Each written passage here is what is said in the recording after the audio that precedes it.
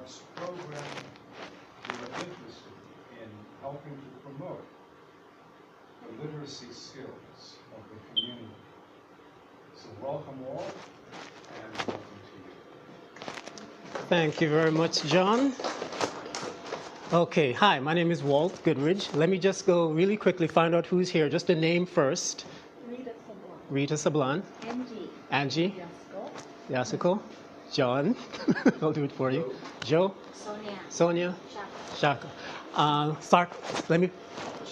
Sharka. Okay. How many people here, let me start there, already either have an idea for their book or have already started the process of writing? Either you already have the idea for what your book is going to be, or you've already started writing it in some form. Anyone? No, not yet? All right, so you're looking for an idea? All right. Since Rita, I know, has to go, I'm going to put you on the spot first. What is your idea? And, yeah. Yeah, my idea is something for children. Okay. I just visited my grandson in Arizona, and he looked at me when I was speaking to his mom in my language. Mm-hmm. He goes, what are you saying? And I Okay. said, well, I'm speaking in Chamorro, that's my language. He said, I want to learn. I said, well, is there something out there that I can take off the shelf so that I can give to my grandson? Right. So I've done that. I've been out to the store, CNMI. Okay. And, Didn't find what you were looking for, so you're going to create it yourself. Excellent. Well, is there something out there for children? And maybe this is a community right here that can bring that out to the community also. Okay. Are you prepared? I'm sorry to cut you off. Are you prepared to actually write that book yourself? Well, no. I don't know where to begin and how to begin, but I already know what my grandson is thinking.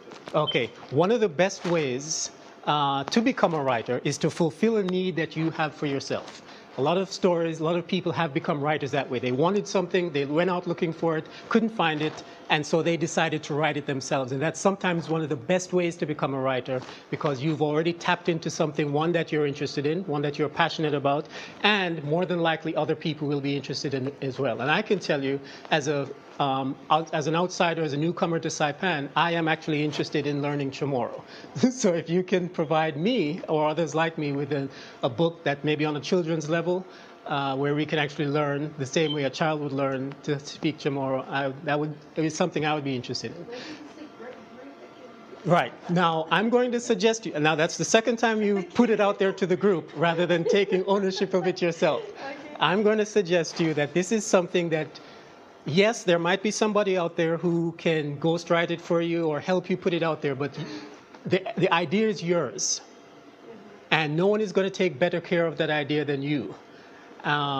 So my suggestion to you is that you take ownership of it and in some way be the soul of that book, the director, the editor, to make sure the book comes to reality rather than waiting for somebody else to do it, because that's what you've done already, and it doesn't exist.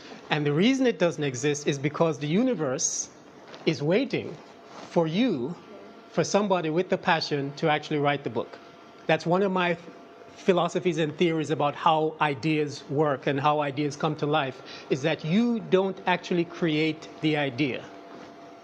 The idea comes to you ready to be expressed in the physical world, and your job as a writer is to honor that idea and allow that idea to be expressed through you. Does that make sense? Yes.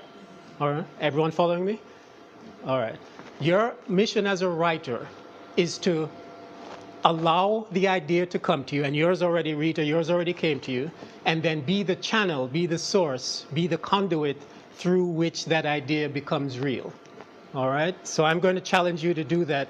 And part of your mission might be actually to find a writer for that idea, but you have to take ownership that if you don't put the energy into it, that the idea won't come to fruition. Okay, let me jump around a little bit and find out what questions you have to make sure that this workshop is tailored to you specifically. What questions do you have about writing, publishing, the creative process, getting your book out that you would like answered? And we'll start there so that we can tailor it to you.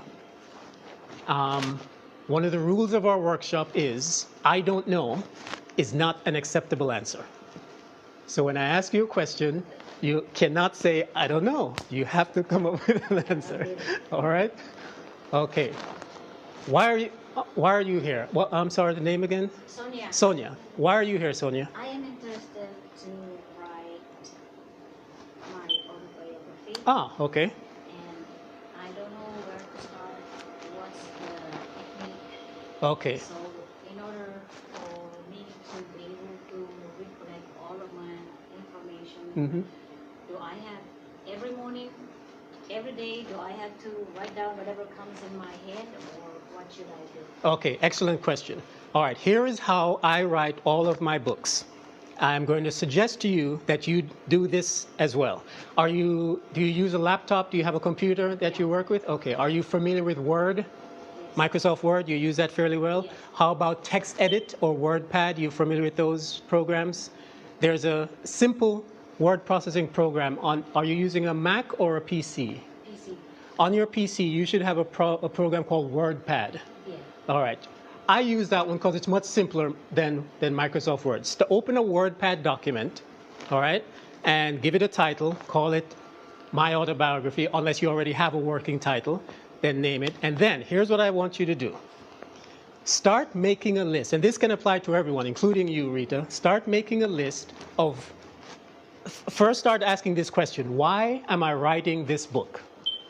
And your answer to this question is actually going to be the introduction to your book. Why am I writing this book? Even for an autobiography, I'm writing this book because I had a unique life experience and I'd like to share that with the world, and I think other Filipinos or other people, women or other wives may be able to benefit from this idea. I'm writing this book because 2 years ago I went looking for a children's book for my grandson or my nephew, and I couldn't find one, so I decided to write one myself. And the reason I'm writing this book is because I want young Chamorro children and people of all different ethnicities to be able to blank, blank, blank, blank, blank. All right, so that's where you're going to start. And this is, even if you don't write the book, Rita, that will be the marching orders for whoever does actually write the book. So Sonia, you're going to start. I wrote this book because, and write a page or two or however long it takes. All right, the next thing you're going to do is ask yourself what you want people to gain from that book. What do you want people to come away with after they've put down your book? Do you have a title, Sonia, already for your?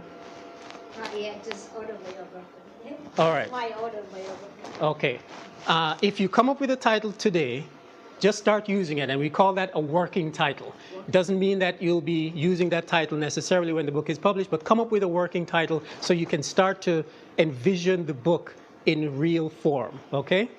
So in the next 5 minutes, I'm gonna ask you again, Sonia, what your title is, all right? All right, so you have a title. What do you want, after they close your book, what do you want people to say to themselves or to their loved ones? All right?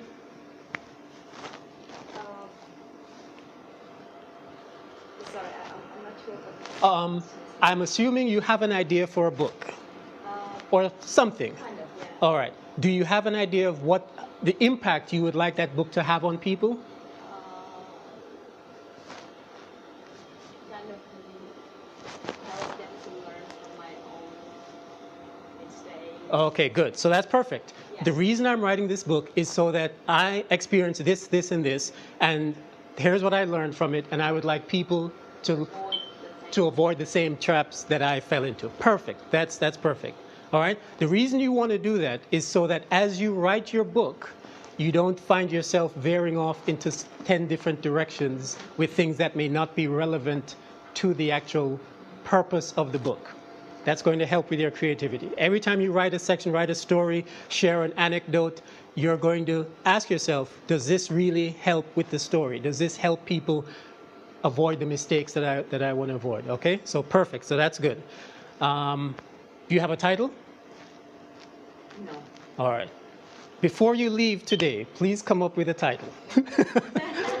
All right. Okay. And again, this is not committing you to anything, but this is helping you move forward. Okay. So you have a title. You have why did I write this book? You have what you want people to gain from this book. And the next section is who is this book for? And you sort of said it already, but I'd like you to get specific. Who is this book for? Is it for the children? Is it for the parents? Is it for people on the outside?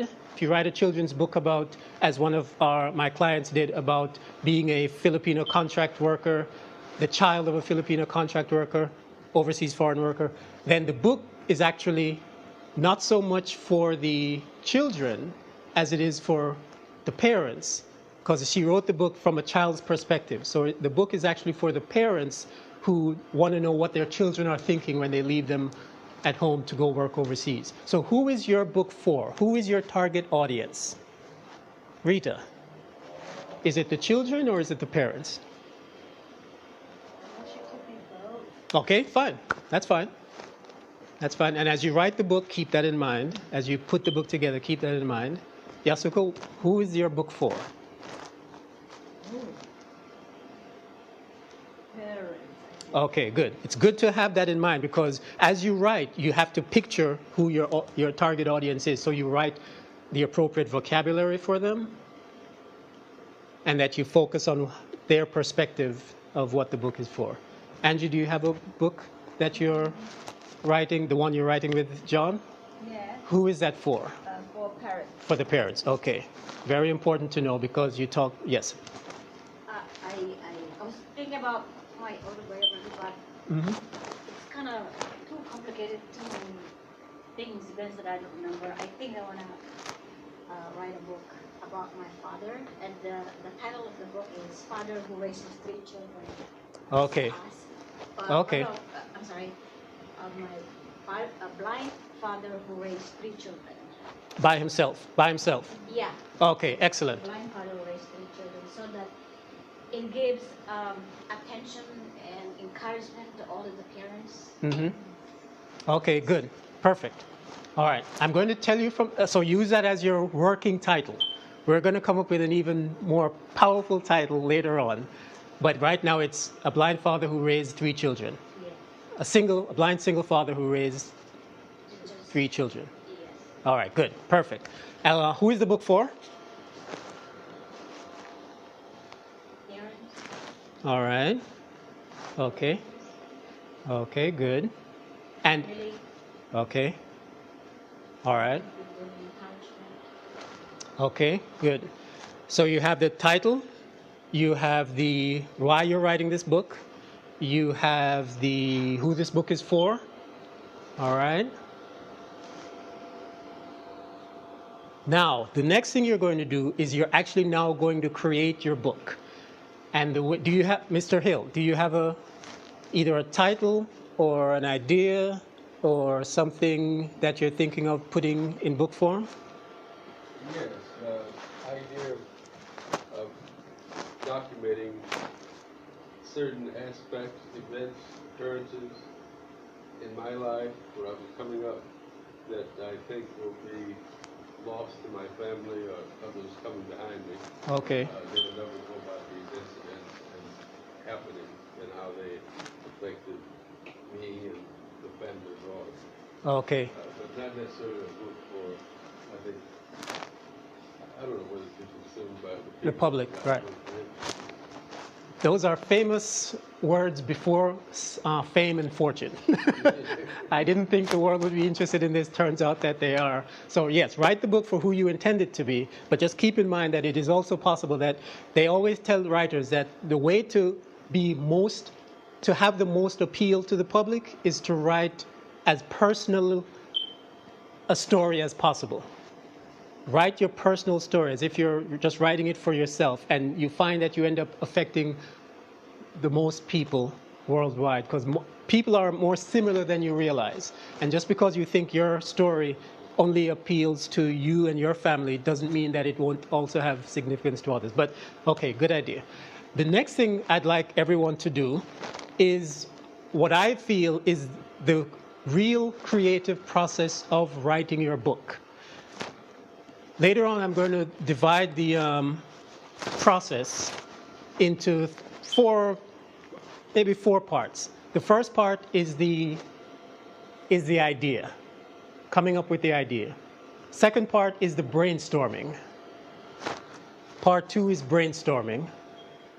Part 3 is the actual writing. And part 4 is the publishing. All right? Now, it's my belief that the part that I'm about to tell you next is where the actual creation of your book occurs. All right? What I'd like you to do is in WordPad or in a notebook or on some place that you can keep referencing week after week, is to brainstorm on every possible idea, concept, scenario, memory, anecdote that you think should be in this book. So Sonia, the time my father taught us how to play piano. The time, and you just make a very general list of all the different scenes, stories that you want included in that book. You're going to do a total brainstorm of all the things that should be in that book. There should be this. There should be this word that the kids learning tomorrow should be exposed to. This brainstorm is the most powerful part of the process. I use the term brainstorm. I don't know if everyone is familiar with that. It just means opening up your mind to all sorts of ideas and just putting them down, not in any particular order, not in any particular sequence. You have a question? No. All right. Brainstorming. Yeah, just brainstorming. And you can do it yourself, or you can do it with somebody who's also interested in getting the book out if you think that's a good idea. But the purpose of brainstorm is just to get the idea from out there onto a written form on paper or in your file, your WordPad file. All right? It doesn't mean it'll be in the book. It doesn't mean it won't change later on, but the goal is just to allow the ideas to come to you and get them down so you don't forget them. Yeah, there'll be a lot of corrections later on, but that's not the purpose of this work. And don't attempt to spell it correctly. Don't attempt to organize it at this point. A brainstorm is just simply a brain dump. You're dumping everything that you can think of onto the paper. All right? And that's going to include a lot of different things I want you to open yourself up to. Not just the content of the book. Not just the content of the book, but also other things that come to you. As you sit there thinking, oh, what is this children's book going to be about? What is this autobiography going to be about? Think about if someone comes to you, if let's say you had a teacher in high school who was a significant part of your upbringing, and her image flashes in your mind, you write that down. Oh, I have to send a copy to Mr. So-and-so or Miss So-and-so. You're going to put in onto that piece of paper, into that brainstorm, every possible person, place, thing, idea, concept, outlet, magazine, newspaper, where the book could be seen, anything that comes to mind as you think about how big this book can get, who it can reach, what I can put into it, because you won't be able to stop or control the ideas that come to you. Just to bring you up to speed, John, we're talking about brainstorming about your book. All right? Where are you from originally, Sharka? Prague. Prague. Is there a television show in Prague or a magazine in Prague that you think this book might be of interest to? The answer is possibly. All right, so you write that down. All right, then later on you'll organize it, and some of those ideas will be creative ideas, some of those ideas will be sales ideas, some of those ideas will be marketing ideas, some of those ideas will be future book ideas. Because you might have more than one book coming to you in your brainstorming session. All right? But initially you're just going to do a complete brainstorm. You're not writing the book now. You're allowing the book to speak to you about how it wants to come to life. I'm going to repeat that. At this point, you are not writing the book. you are allowing the book and the idea and the story and the characters to come to you and tell you how they would like to be born. All right? Now, this may not apply to every type of book. A lot of times it applies to fiction, novel writing, where you're allowing characters to come to you and tell you what their story is.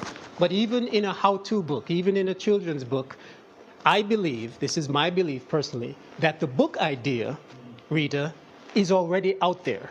The book is already complete. The book exists. If this book is fulfilling a need for parents or for children or for your family or for the wider world or for others who you'd like to help, the book already exists. All right? That's the discouraging bit for you. I feel like everything's been written. No. Let me back up and tell you what I mean. Your book already exists.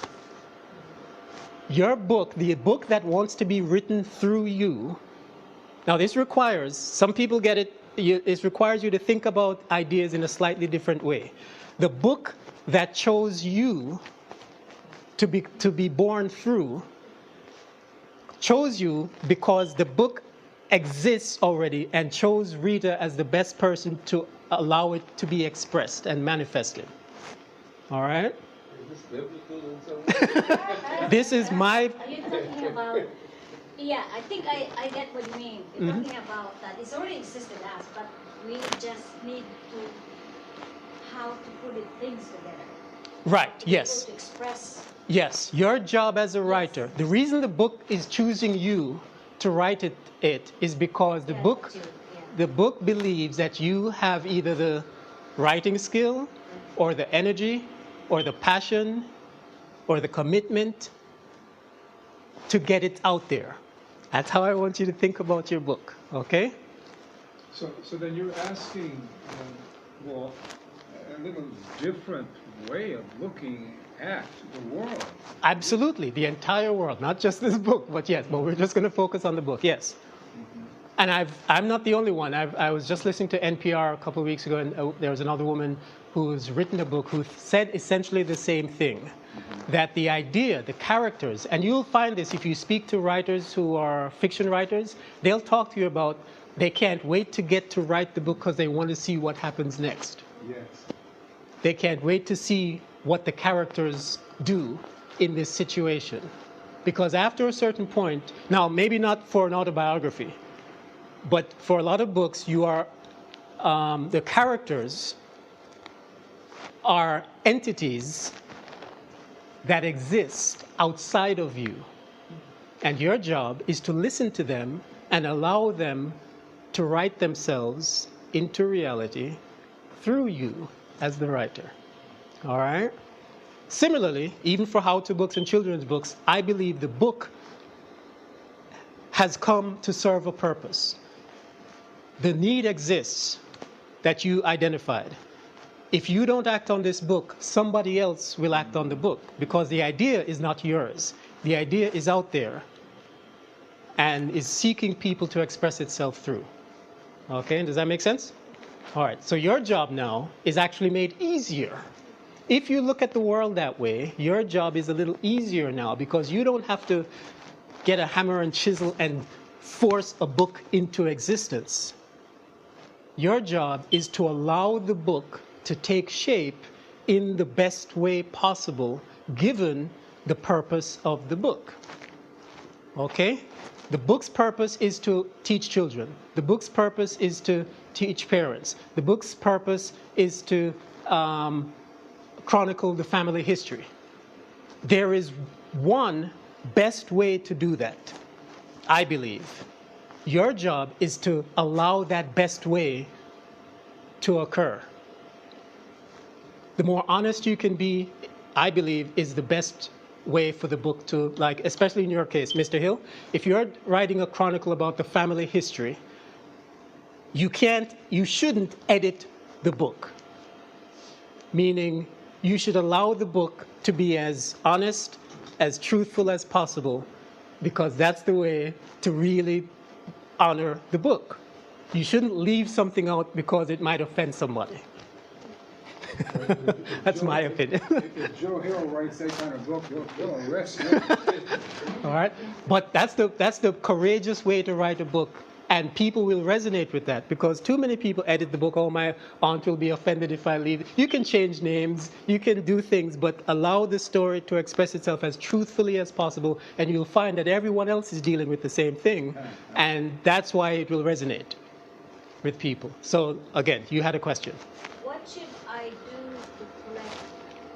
I know this thing doesn't come all Yes, day. that's correct. Every day, what should I do to collect all the ideas? Right, Or okay. should I make a note, put in the word, whatever comes in my head? Here's what I do. I take my notes in two different ways. One way is I always have my computer on anyway. So when I have an idea, I'm washing the dishes and I have an idea for that should be in this book. I go to my laptop, I open up the file for that book and I just write it down. And I go back. If more ideas come to me, then I keep writing. But I allow the ideas to come to me and I don't censor them and I don't edit them beforehand. I just write it down because I'm not committing to it. You remember a story, you're watching a TV show and you remember a story that might be worth including in the book. Go on your laptop, write it down, save it, and move on. All right. The other way that I do it is if my laptop isn't open, I simply have a piece of paper that or a notepad that I start with,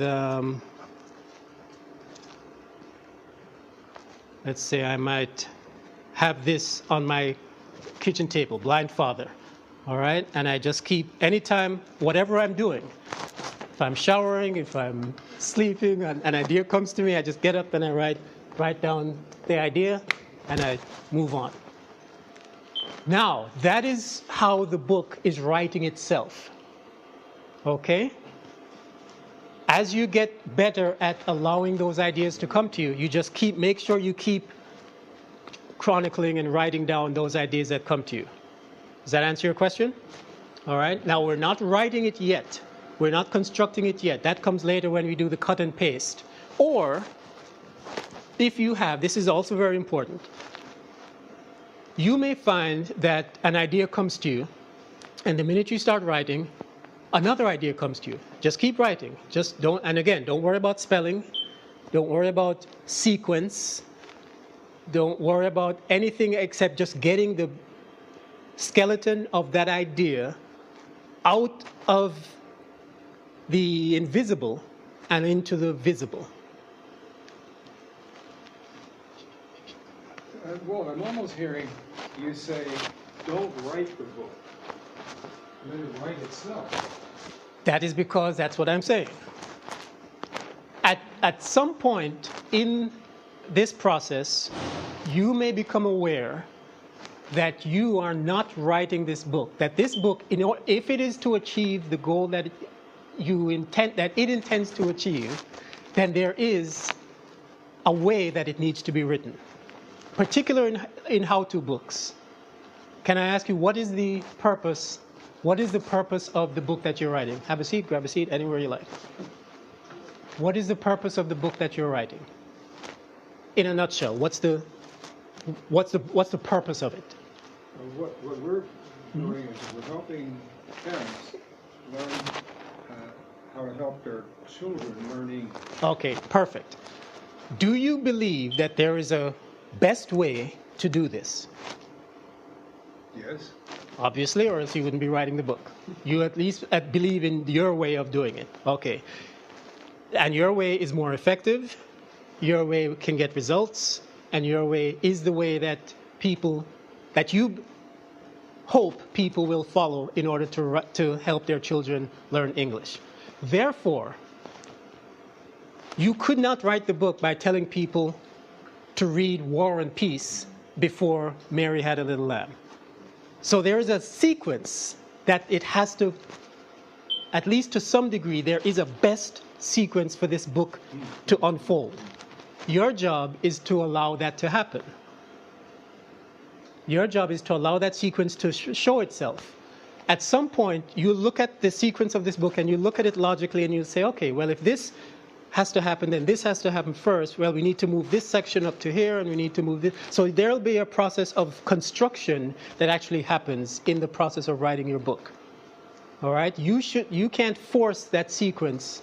In order for people to benefit from the mistake that you made year 23 of your life, they have to know what you went through in year 21. So that has to fit into the, so there's a way that this book has to unfold in order for it to make the best, in order for your family in 2016 to understand why this happened in 1970, they have to know what happened in 1946. So there is a way that this book has to unfold to a certain degree. Your creativity comes into your use of words, some of the imagery that you evoke, and that's where your creativity comes in. But structurally, there's a certain best way that this book has to unfold. All right? So that's my belief as to how that actually makes this easier, more of a construction process that you're doing. So yes, John, you're allowing the book to express itself in its best possible manner. All right? I think a lot of people get deterred, they get scared because they think that they have to write the book themselves. I'm suggesting to you that on some level, that the book exists already and is allowed, and you have to allow it to express itself through you. Does that make sense? All right.